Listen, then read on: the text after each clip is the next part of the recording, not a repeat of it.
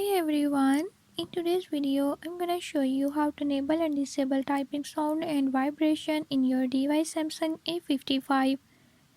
In this video I'm gonna show you how to enable and disable it.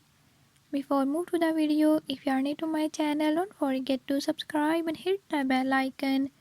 Watch complete video and learn how you can do it. Let's watch the video.